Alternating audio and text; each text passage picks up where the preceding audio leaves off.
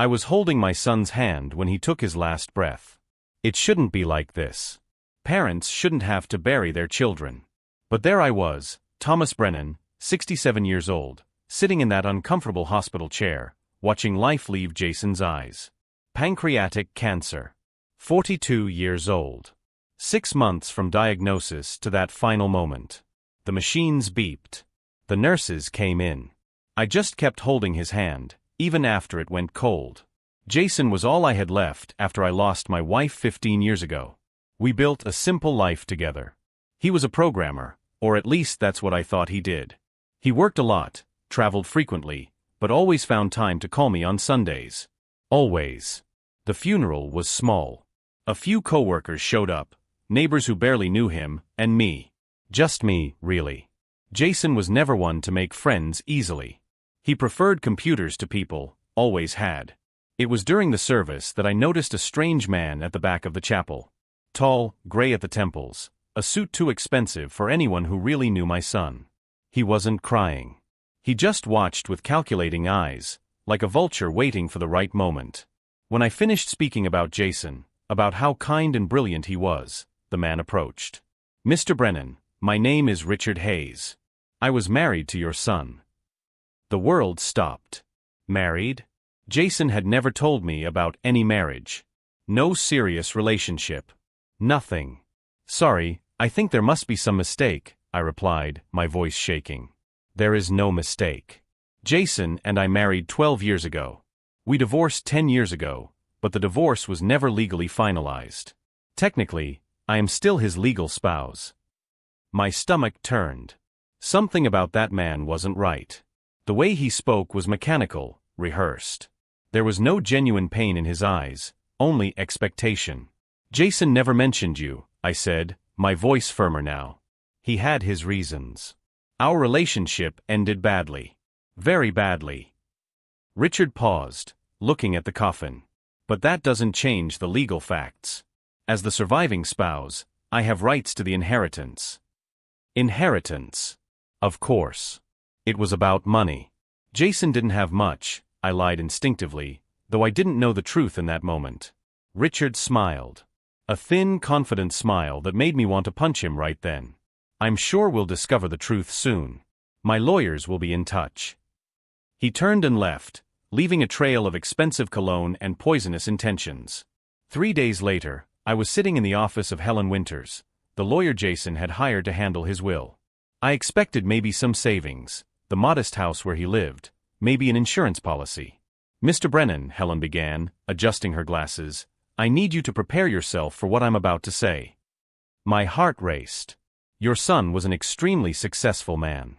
He founded a cybersecurity company that was sold for a substantial sum 3 years ago. He invested wisely and amassed considerable wealth." "How much?" I asked, my voice barely a whisper. $29 million. The room spun. I gripped the arms of the chair to keep from falling. That can't be right." "It is absolutely correct. And there's more.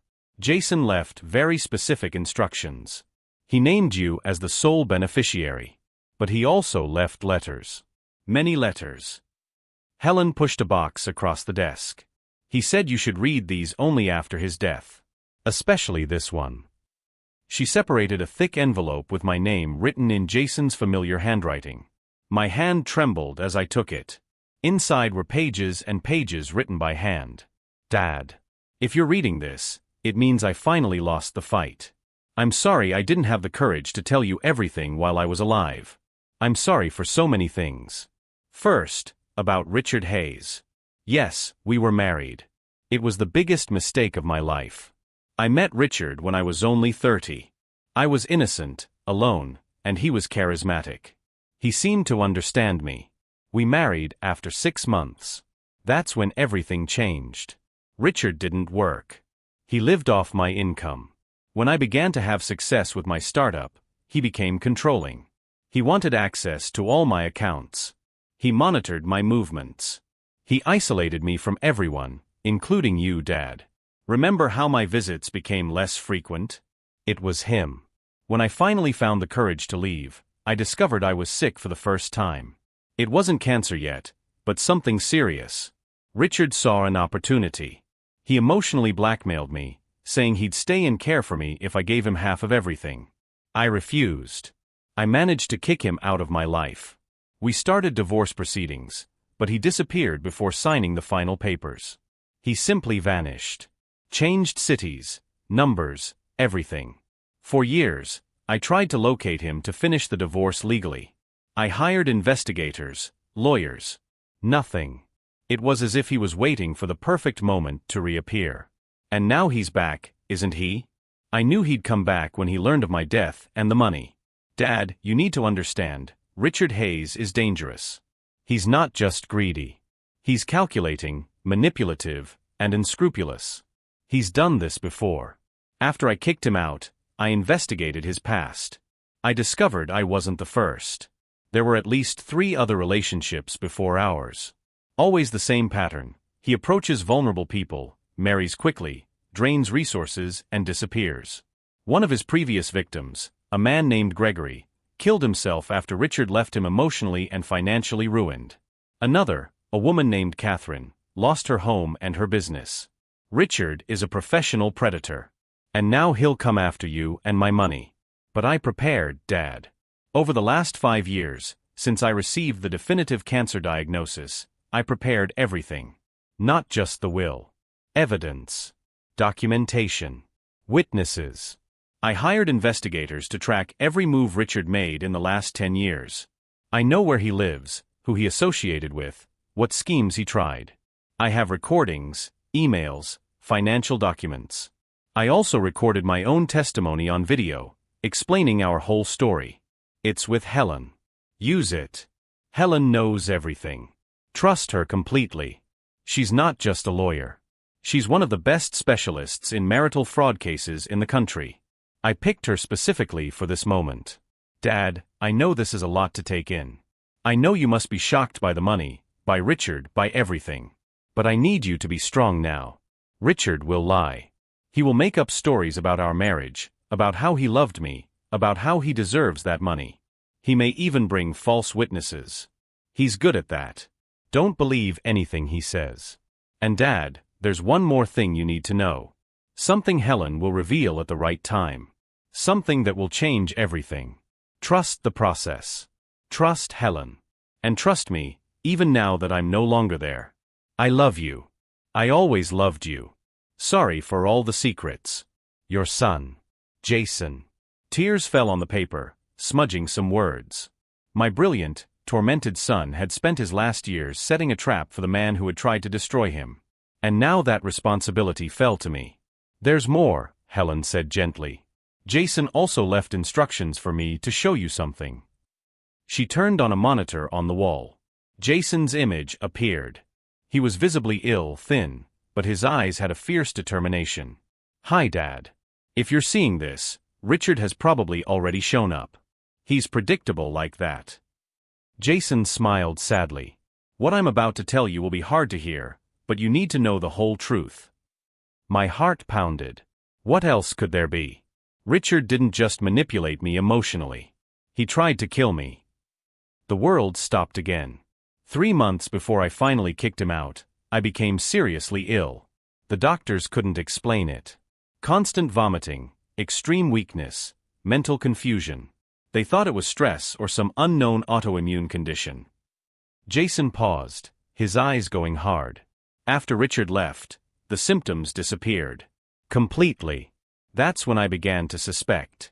I had a private lab test some personal items he had left behind. They found traces of arsenic in a bottle of vitamins he insisted I take every day. My hand flew to my mouth. Oh God. He was poisoning me slowly, Dad. Probably hoping I'd die before I could change my will. But I realized in time. I kept all the evidence. It's with Helen. The video went on for a few more minutes, with Jason explaining legal details and strategies. When it ended, I sat in absolute silence.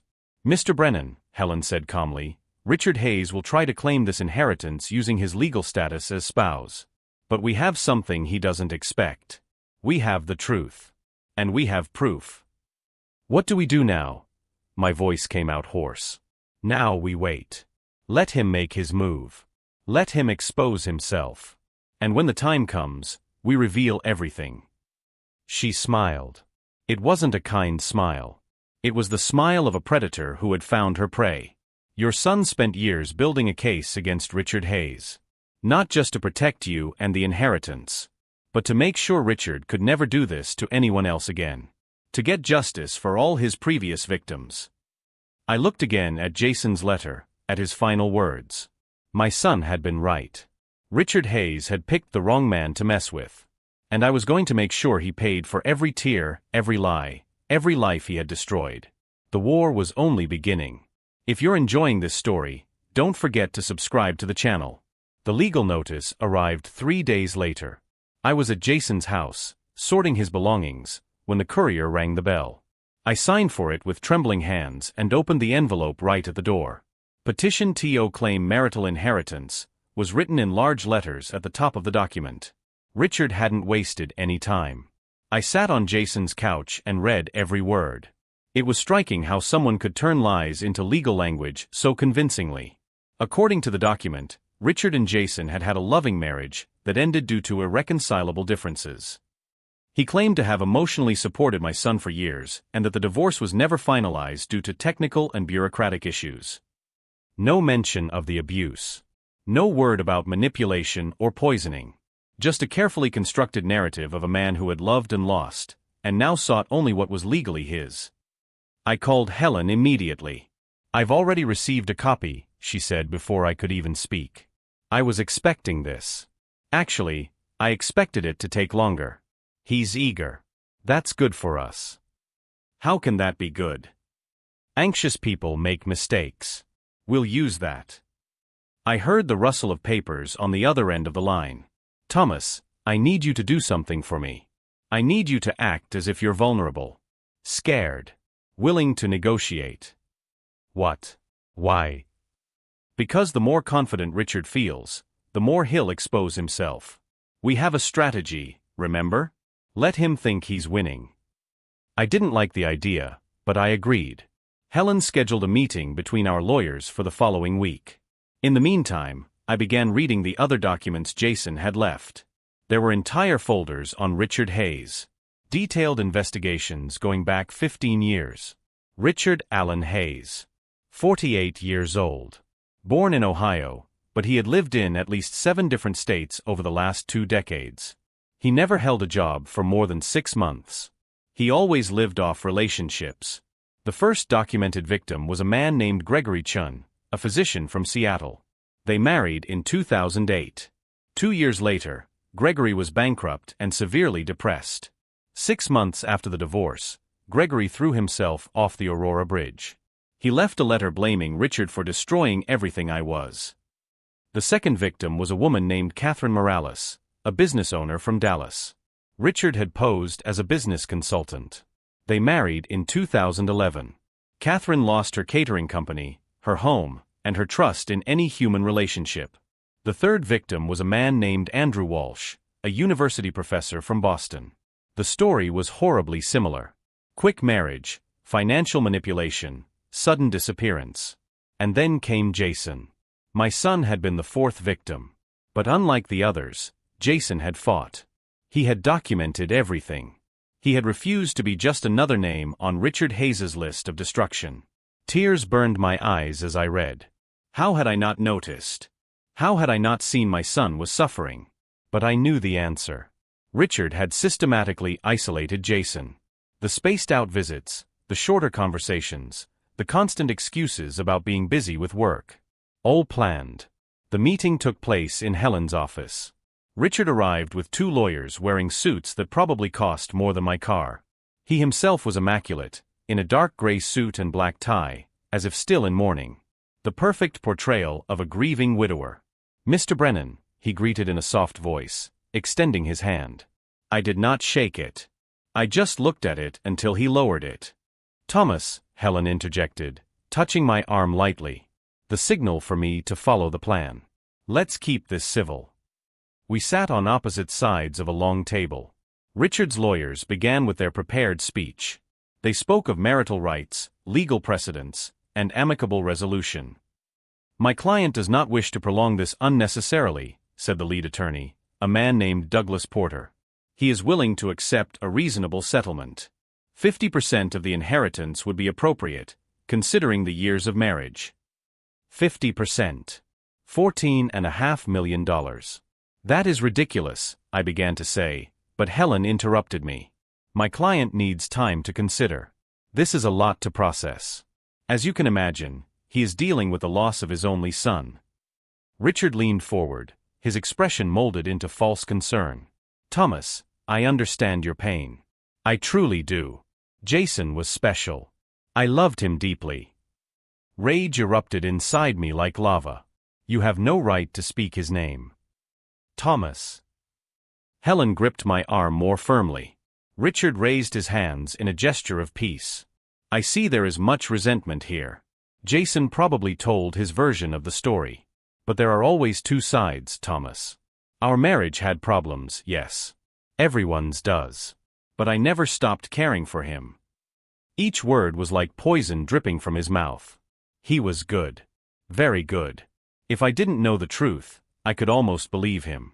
We need 2 weeks, Helen said firmly. My client will consider the proposal and we will respond. Douglas Porter frowned. 2 weeks is too long. My client is in a difficult financial situation after caring for Jason during his illness. A lie. Richard hadn't set foot near Jason in 10 years. Caring? The word escaped my mouth before I could stop it. You weren't there. I was. I held his hand when he died. Where the hell were you? Richard met my eyes, and for a fraction of a second, I saw something there. It wasn't remorse or shame. It was satisfaction. He was enjoying it. Enjoying watching me suffer. I would have been there if Jason had let me know, he replied softly. He shut me out. But I always loved him from afar. Helen ended the meeting quickly after that. When we left, she pulled me into an empty conference room. You did well, she said. Better than expected. I almost jumped his throat. I know. And he saw that. He saw your anger, your pain. Now he thinks you're too emotional to fight properly. Perfect. What do we do now? Helen opened her briefcase and took out a tablet. Now we begin building the counterattack. Jason left more than just documents. He left witnesses. She showed me a list of names. I recognized some of the files I had read. Catherine Morales agreed to testify. So did 2 friends of Gregory Chun who witnessed the abusive relationship. We have medical documentation of Jason's poisoning. We have financial records showing Richard drained joint accounts before disappearing. We have emails, messages, recordings. Recordings. Jason recorded several conversations with Richard in the last months of the relationship. All legal, since in our state only one party needs to consent. In them, Richard makes his intentions painfully clear. She hit play on an audio file.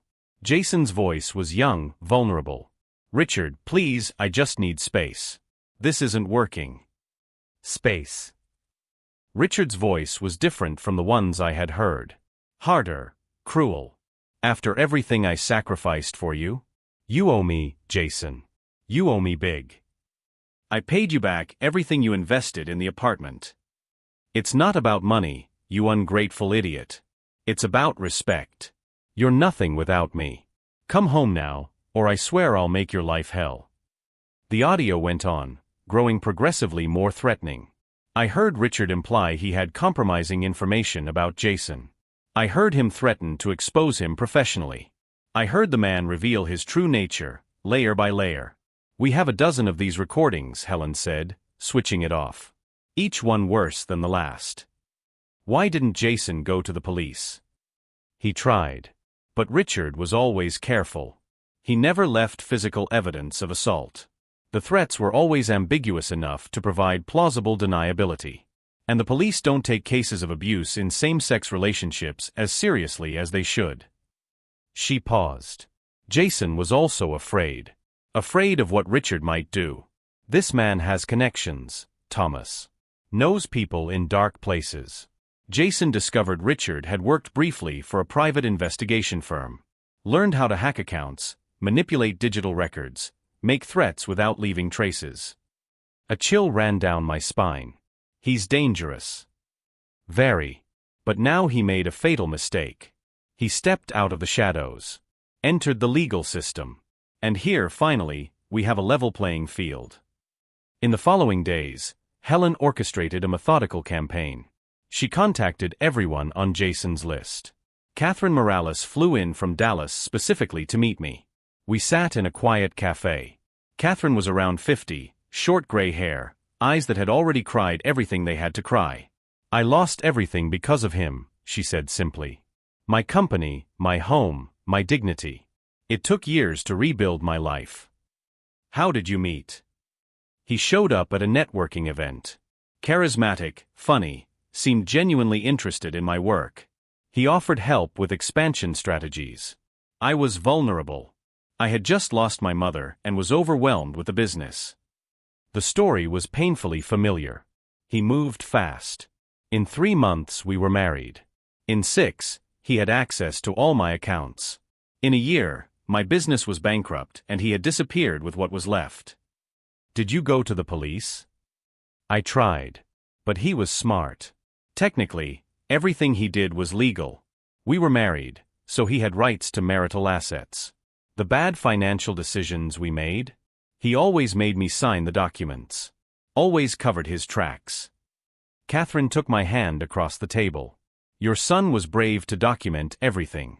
Gregory didn't have that chance. I didn't. But Jason did.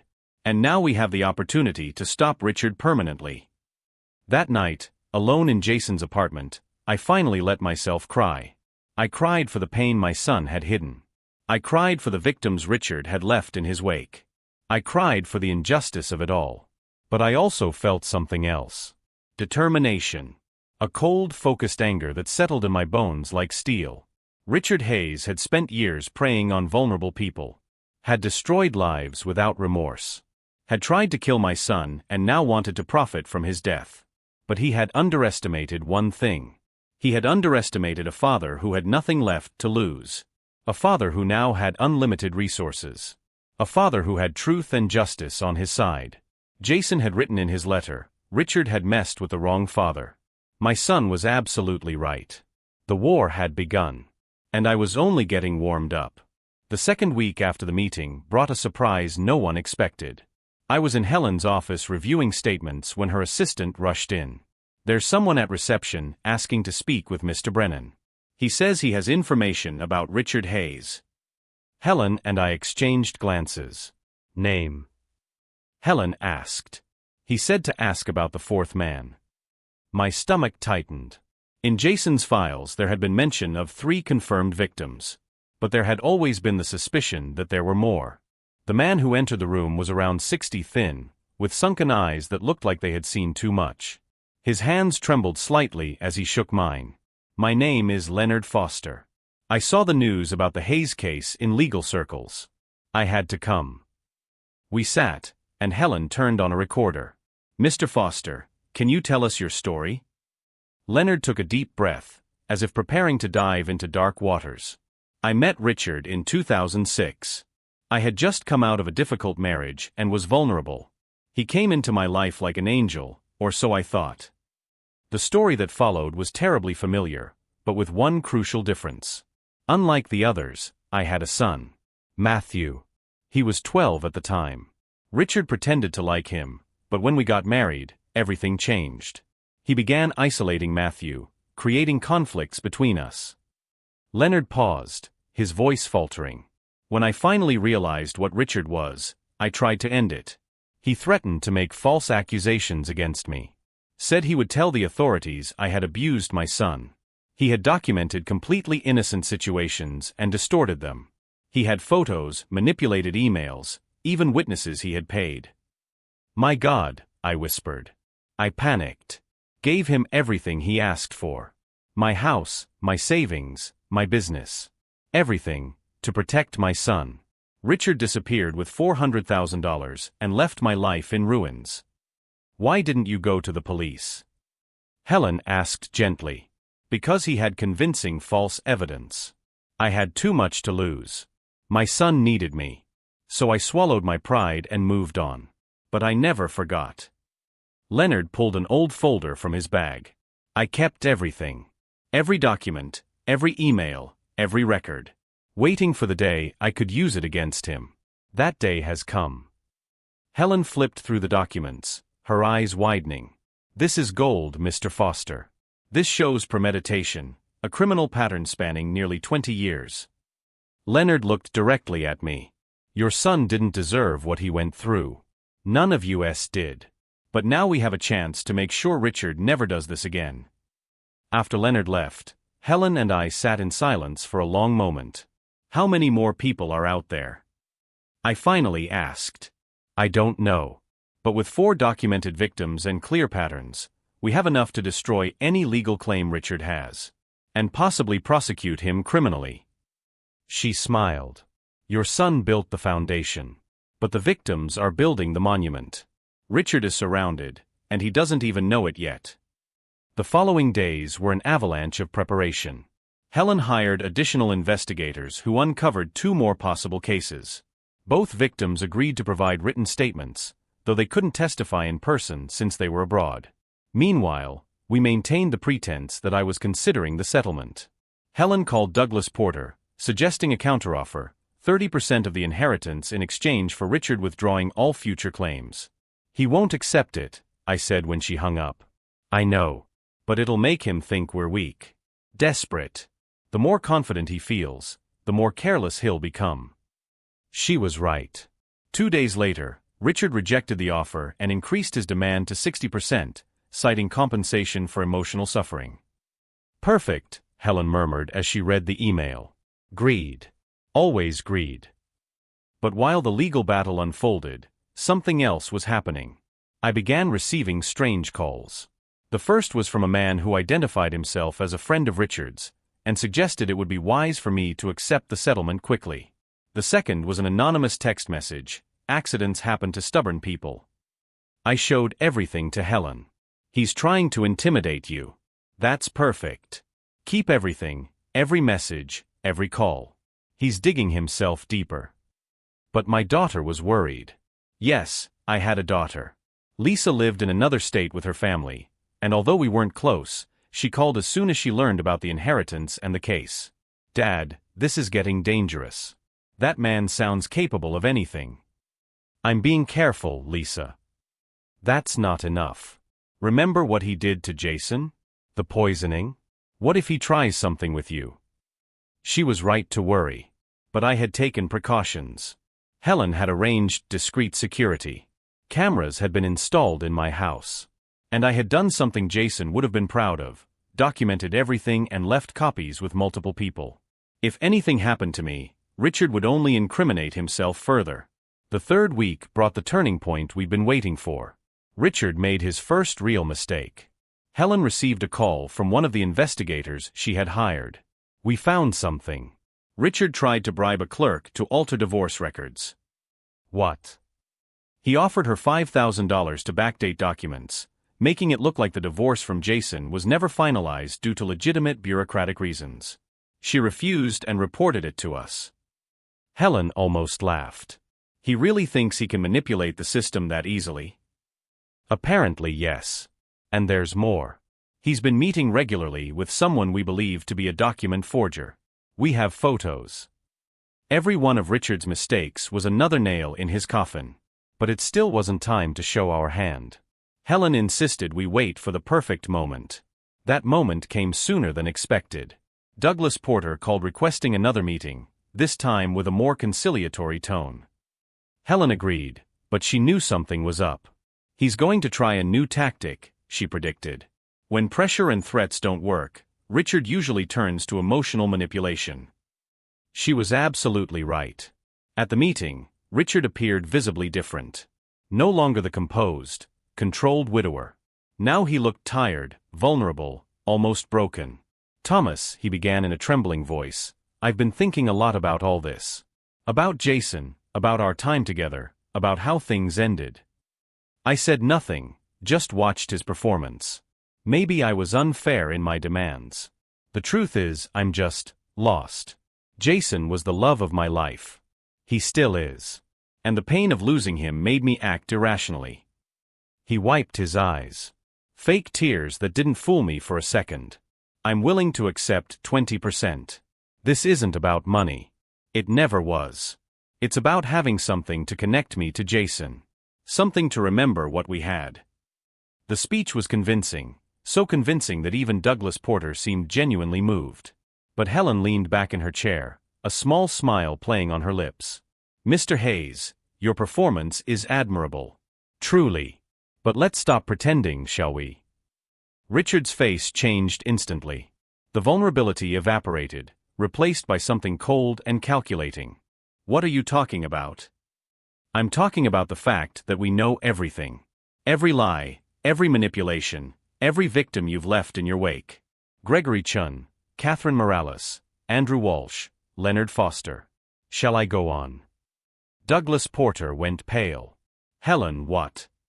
Your client isn't who he claims to be, Douglas. He's a serial predator who's been destroying lives for 2 decades. And we have proof of everything. Richard stood abruptly, his mask now completely gone. You have nothing. We have recordings of you threatening Jason.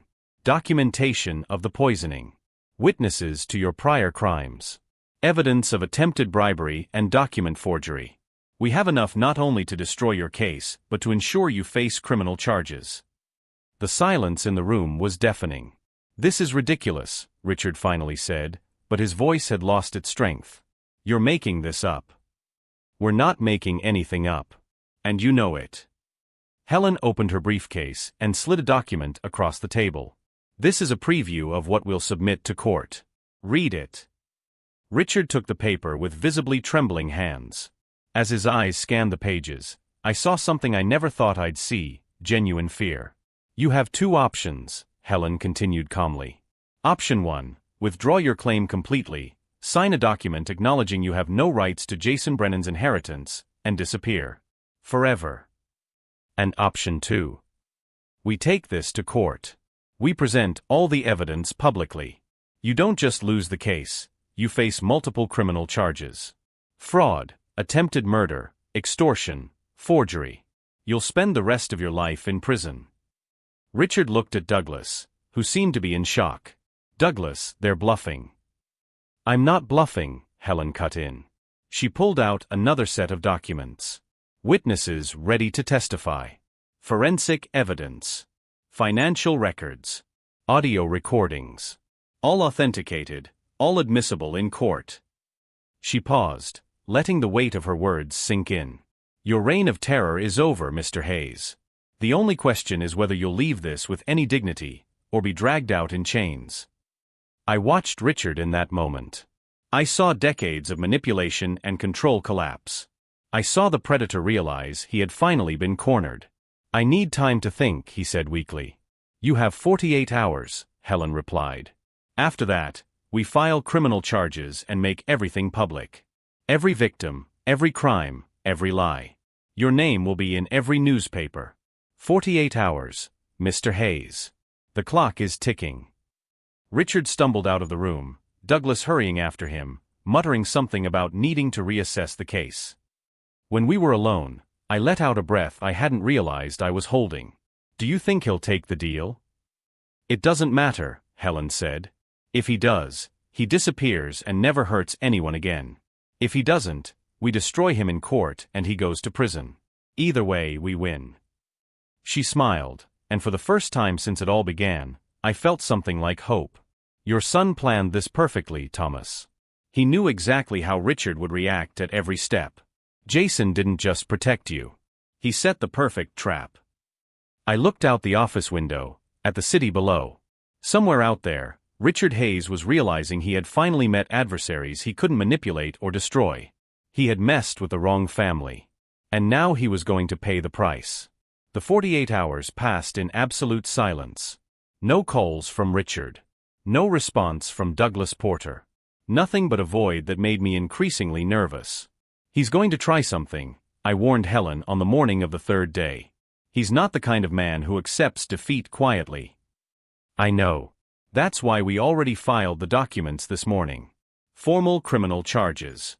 Fraud, extortion, attempted murder. Everything. My phone rang before she could continue. It was an unknown number. Hello. Mr. Brennan, this is Detective Marcus Rivera from the police department. I need you to come to the station immediately. It's about Richard Hayes. My heart raced. What happened? I'd rather explain in person. Can you come now? Helen insisted on coming with me. On the way, my mind ran through increasingly worse scenarios. Had Richard fled? Had he hurt himself? Worse, had he hurt someone else? The police station was busier than usual. Detective Rivera led us to a private room where another man was already waiting. He looked like a federal agent, dark suit and rigid posture. Mr. Brennan, my name is Agent Collins, FBI. Please have a seat. FBI? My stomach churned. Richard Hayes is in custody, Collins began. He was arrested this morning while attempting to leave the country with a fake passport. Fake passport. He had an entire alternate identity prepared. William Morrison, complete with credit history and documentation. He was on his way to the airport when our agents intercepted him. Helen leaned forward. You were already investigating him? Collins nodded. For 6 months.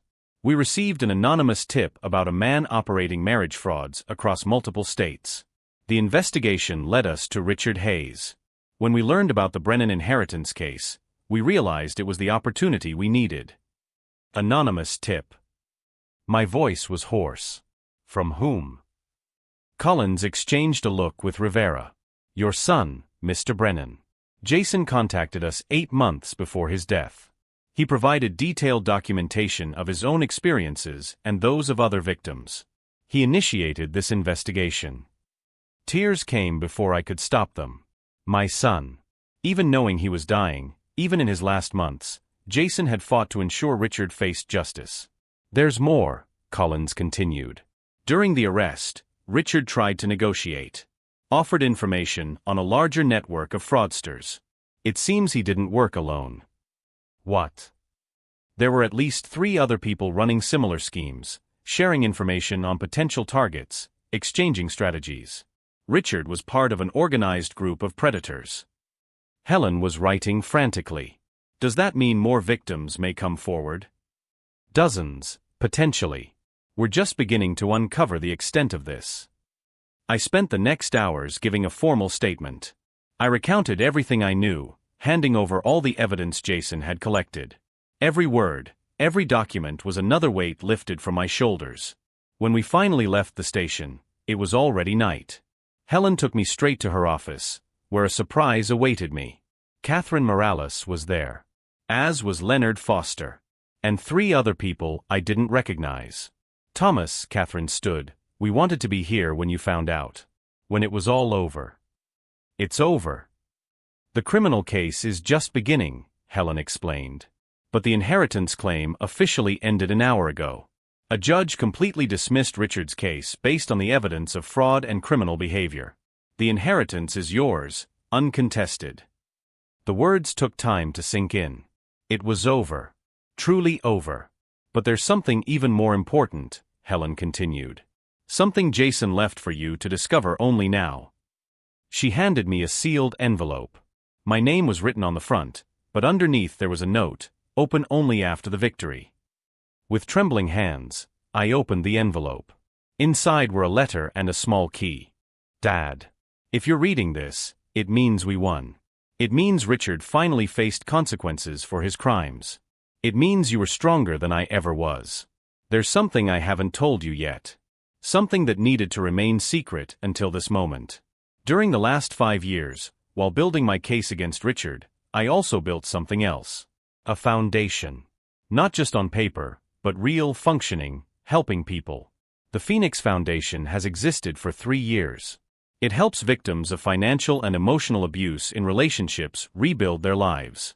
It offers free legal counseling, psychological support, and financial assistance for those who have lost everything. I funded it all anonymously. Not even Helen knew until recently. I used part of my fortune to create something that could outlive me. Something that could transform my pain into purpose. But the foundation needs a director. Someone who personally understands the cost of abuse. Someone who never gives up fighting for justice. The key in this envelope is for an office downtown. The address is on the back of this letter. There you will find everything: foundation documents, current cases, a small but dedicated team waiting for leadership. Dad, I know you spent your life working as an accountant. A simple, honest life. But I always admired your integrity. Your ability to see through the lies of numbers to the truth beneath. The Phoenix Foundation needs that. Needs you. I'm not asking you to take it on immediately. Take the time you need to process everything. To heal. But when you're ready, know there's an army of people waiting to fight alongside you. People like Catherine, like Leonard, like all the victims of Richard and men like him. People who deserve a second chance. People who deserve justice. You gave me the best life you could, Dad. Let me give back by giving you a purpose that can change the world. With all my love. Jason. P.S. The inheritance money? $29 million was just part of it. The rest is already in the foundation. You have access to everything now. Use it wisely. I couldn't finish reading aloud. My voice completely failed halfway through. Catherine gently took the letter and finished reading it for the group. When she finished, there wasn't a dry eye in the room. The Phoenix Foundation has already helped 43 people, Helen said softly. Jason wanted it to be a surprise. He wanted you to see the real impact before deciding whether to take it on. Leonard stepped forward. I was one of them. When my life collapsed after Richard, when I lost everything, the Phoenix Foundation found me. They gave me the resources to start over. To regain full custody of my son. To rebuild. Me too, said one of the women I didn't know. My ex-husband left me with $200,000 in debt and nowhere to live. The foundation paid for lawyers who proved the debts were fraudulent. Helped me go back to school. Today I'm a lawyer specializing in family law, helping other women. One by one, everyone in the room told their stories. Stories of destruction and rebuilding. Of despair and hope. All connected by Jason's vision of turning trauma into transformation. There's a hearing scheduled for tomorrow, Helen said. Richard will make his first formal appearance in court. You don't have to be there, but I thought you'd like to know. I'll be there, I replied without hesitation. The next day, the courtroom was packed. I recognized faces from Jason's files. Victims of Richard who had traveled from across the country to witness this moment. When Richard entered, handcuffed and wearing the orange prison uniform, he seemed smaller somehow. Diminished. Nothing of the confident, manipulative man who had appeared at the funeral. His eyes swept the room and stopped on me. For a long moment, we stared at each other. There was no more fear. No more anger. Just cold resolution. The judge read the charges. They were extensive. Fraud, extortion, attempted murder, document forgery, operation of an organized criminal scheme. The list went on. How does the defendant plead? Douglas Porter had dropped the case. Richard now had a public defender who looked overwhelmed. Innocent, Richard said, but his voice lacked strength. The prosecutor stood. Your Honor, the state has substantial evidence against Mr. Hayes. We have 6 victims ready to testify. We have forensic documentation of poisoning. We have audio recordings of explicit threats. We have evidence of document forgery and attempted bribery. Mr. Hayes is a flight risk, as demonstrated by his attempt to leave the country with a false identity. We request he remain in custody without bail. The defense attorney tried to argue, but it was useless. The mountain of evidence was impossible to ignore. Bail denied, the judge decided. The defendant will remain in custody until trial, scheduled 2 months from today. Richard was led out. Before leaving, he looked back one last time. Our eyes met again, and this time I saw something different in him. Defeat. Final understanding that his reign was over. Outside the courthouse, reporters surrounded us. Helen had warned this might happen. Mr. Brennan, how does it feel knowing the man who tried to steal your son's inheritance is now behind bars? I took a deep breath, thinking of Jason, of all the victims, of everything that had been revealed. I feel that justice has finally caught someone who spent decades evading it. I feel that my son, even in death, was able to protect countless future people. And I feel that this is just the beginning. The beginning? The beginning of ensuring stories like Jason's, like Gregory Chen's, Catherine Morales's, Leonard Foster's, and so many others are not forgotten. The beginning of building systems to protect the vulnerable from predators like Richard Hayes. Catherine appeared by my side, followed by Leonard and the other victims. We're not just seeking justice for ourselves, Catherine told the cameras. We're seeking systemic change. We're seeking to ensure that the next person who encounters someone like Richard Hayes has the resources to protect themselves. Media coverage was extensive. The story of Richard Hayes, his multiple victims, and the organized criminal network spread nationally. Other victims began coming forward, just as the FBI had predicted. By the end of the week, the number of confirmed victims had risen to 19. 19 lives destroyed by a single man and his accomplices. But now, finally, there was accountability. I sat in the Phoenix Foundation office for the first time that night. It was a welcoming space, walls covered with photos of smiling people. People who had been helped. People who had rebuilt their lives. One photo in particular caught my attention. Jason, smiling widely, surrounded by the foundation team. He was clearly sick when the photo was taken, but his eyes shone with purpose.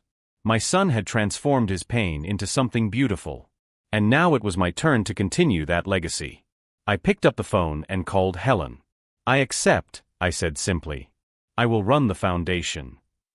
I heard the smile in her voice. Jason knew you would accept. He always knew. I hung up and looked again at the photo of my son. At his smile that promised hope even in the darkness. I won't disappoint you, I whispered to the image. I promise. And for the first time since his death, I felt Jason was still with me. Not in sadness or loss, but in purpose and promise. The battle had been won. But the war against predators like Richard Hayes was only beginning. And I was ready to fight. 2 months passed in a blur. Richard Hayes' trial was one of the most closely followed of the year. Every day in court revealed new layers of his predatory behavior. Witnesses came from 7 different states. Documents filled boxes upon boxes. The audio recordings Jason had made were played for a silent and horrified courtroom. I was there for every second. Catherine testified first. She methodically detailed how Richard had destroyed her business, drained her accounts, and disappeared. She showed emails where he manipulated every financial decision, always positioning himself as a trusted advisor while secretly sabotaging everything. Leonard Foster openly wept as he described the threats against his son. How Richard had fabricated false evidence and blackmailed him for months. How he had lived in constant fear of losing Matthew. Andrew Walsh, the third victim who had remained silent for years, finally found the courage to speak. He described the psychological isolation, emotional manipulation, and absolute financial control. His voice trembled as he revealed he had attempted suicide twice after Richard disappeared with everything he owned. But the most devastating testimony came from someone unexpected. Emma Lawson was 26. She stepped up to the witness stand visibly nervous, her hands gripping a handkerchief. I met Richard Hayes 4 years ago, she began. I had just inherited a small sum of money from my grandfather. $50,000. It was all I had in the world. She paused, taking a deep breath. Richard found me in a grief support group. I was vulnerable, alone, processing the loss of my grandfather. He was kind. Considerate. He offered to help invest the money wisely. The story that followed was painfully familiar. Quick marriage, access to accounts, disastrous investments, and finally, complete disappearance. He left me with less than $1,000 and $23,000 in debts he had accumulated in my name. I lost my apartment. I spent 6 months living in my car. Emma looked directly at Richard. You told me you loved me. You told me you would take care of me. But I was just another project for you. Another target. And when there was nothing left to take, you simply disappeared. The prosecutor presented forensic evidence of Jason's poisoning. A toxicologist explained in technical detail how arsenic in small doses can mimic natural medical conditions. How someone with basic knowledge could easily administer doses that would cause prolonged suffering without immediate detection. What we see here is a clear attempt at homicide, the expert concluded. If the victim had not suspected and sought specialized medical help, the outcome would have been fatal within 6 to 8 months. The audio recordings were played. The entire room heard Richard's voice shift from affectionate to threatening in seconds. They heard him demanding access to bank accounts. They heard the veiled threats, then the explicit ones. They heard my son begging to be left alone, and Richard laughing. When it was my turn to testify, I walked to the stand with trembling legs. I looked at Richard, sitting beside his attorney, and saw a man completely different from the one who had appeared at the funeral. This Richard was broken. Defeated. The mask had completely fallen, and all that remained was a small, pathetic man who had built his entire life destroying others. My son was kind, I began, my voice steadier than I expected. He was brilliant, hard-working, and had a heart that always wanted to help people.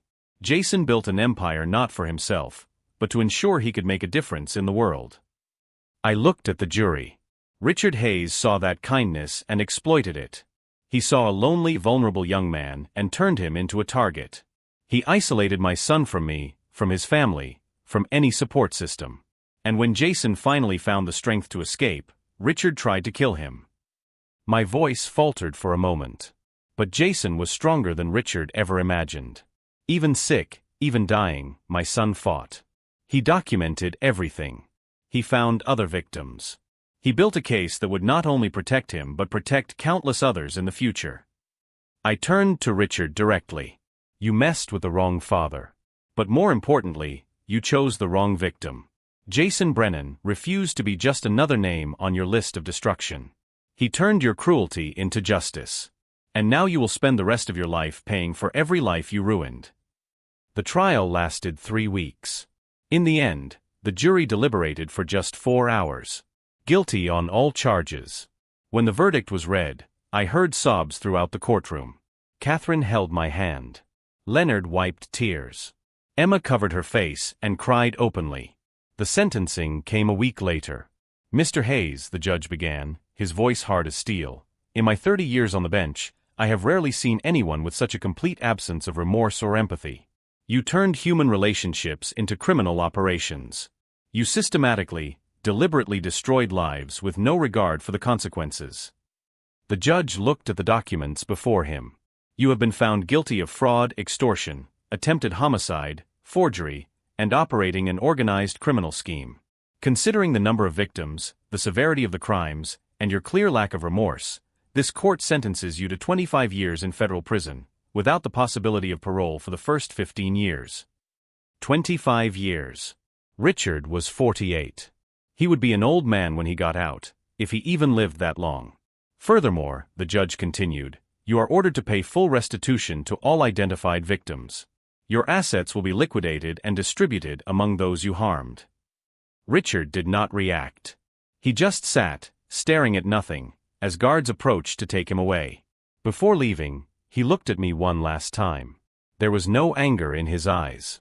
No defiance. Only emptiness. He had finally understood that he had lost everything. Outside the courthouse, the scene was chaotic. Reporters, cameras, victims hugging and crying. Helen found me in the middle of the crowd. It's over, she said simply. It's over, I repeated, letting the weight of the words sink in. But it wasn't truly over. It was just the beginning of something new. In the months that followed, I threw myself completely into the work of the Phoenix Foundation. I discovered that Jason had been incredibly meticulous. There were established protocols, partnerships with law firms, networks of specialized therapists, and even an emergency fund for cases needing immediate help. We expanded operations. We opened offices in 3 new states. Hired more lawyers, more counselors, more people dedicated to helping victims of financial and emotional abuse. Emma Lawson was one of the first people I hired. She had returned to school during the trial, studying law. I offered her a full scholarship and a guaranteed job at the foundation once she graduated. Jason would have loved you, I told her when she accepted. He believed survivors should lead the way for other survivors. Catherine took an advisory role, using her business experience to structure financial assistance programs. Leonard organized support groups for parents who had been manipulated through their children. Each victim found a way to turn their trauma into purpose. 6 months after the trial, I received an envelope on my desk at the foundation. Inside was a letter written in shaky handwriting. Mr. Brennan. My name is Rachel Torres. We've never met, but I need to thank you and your son. 3 years ago, I married a man who turned out to be very similar to Richard Hayes. He isolated me, controlled my finances, and destroyed my self-esteem. I was trapped, with no way to escape. I saw coverage of the trial on TV. I heard the victims' stories. I recognized my own story in every word. I found the Phoenix Foundation online. I called, expecting only information. Instead, I found an entire system dedicated to helping people like me. You connected me with lawyers who helped me get a restraining order, paid for a safe apartment where I could stay while processing the divorce, gave me access to therapists who helped me find my voice again. Today, I am free. My divorce is finalized. My ex is facing criminal charges for fraud. And I am rebuilding my life. None of this would have been possible without your son's vision. Without his courage in documenting his own abuse to protect strangers like me. Jason Brennan saved my life. And you continue that work every day. Thank you does not seem enough, but it is all I have to offer. With eternal gratitude. Rachel. Tears stained the letter as I read it. How many Rachels were there? How many lives had Jason touched without ever knowing? I placed the letter in a special file I had created. It was full of similar stories. People the foundation had helped, lives that had been changed, cycles of abuse that had been broken. A year after the trial, we organized a foundation event. A gala dinner to raise funds and awareness. Hundreds of people attended. Catherine was there with her family. Her business had been rebuilt and was thriving. Leonard brought his son Matthew, now in college studying psychology, to help other trauma victims. Emma arrived with her newly earned law degree, beaming with pride. Victim after victim appeared, each with stories of recovery and renewal. During my speech, I looked at that room full of survivors and felt something I hadn't expected to feel again since Jason's death. Hope. My son taught me many lessons, I began, my voice echoing through the silent hall. But the most important was this: our pain does not have to define us. We can turn it into purpose. We can use our worst experiences to create something beautiful. I pointed to the people in the room. Each of you is living proof of that. You were broken and chose to rebuild stronger. You were betrayed and chose to trust again. You were victims and became warriors. I paused, emotion threatening to overwhelm me. Jason did not live to see this moment. But his legacy lives in every person here. In every life saved, every cycle broken, every future protected. I raised my glass. To Jason Brennan. To all survivors. And to the promise that predators like Richard Hayes will never operate in the shadows with impunity again. The room erupted in applause. Later that night, I sat alone in the foundation's office, looking out over the city. My phone vibrated with a message from Lisa, my daughter. Dad, I watched your speech online. Jason would be so proud. I'm so proud. Love you. I smiled through tears.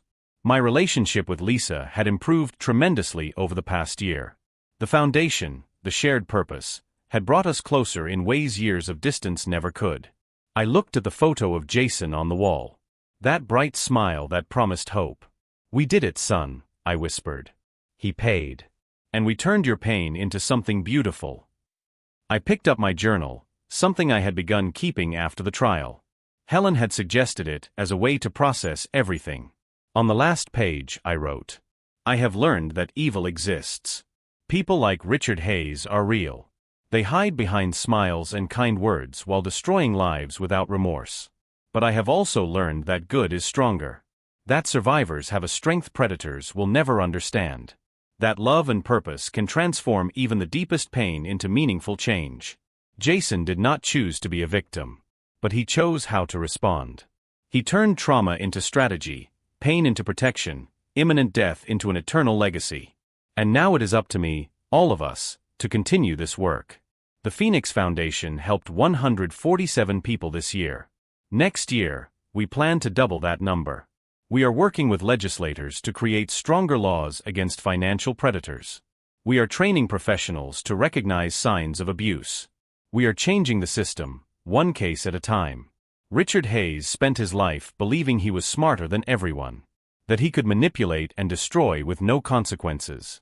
He messed with the wrong family. And now, thanks to my son, no other family will have to suffer as ours did. I closed the journal and looked once more at Jason's photo. The battle had been long. The price had been high. But justice had prevailed. And my son's legacy would continue helping people for generations. That, finally, brought peace to my broken heart. If you enjoyed this story of justice and transformation, don't forget to subscribe to the channel. There are more stories like this, stories of ordinary people finding extraordinary strength when they needed it most. Stories that prove good always wins in the end, even when the path is long and painful.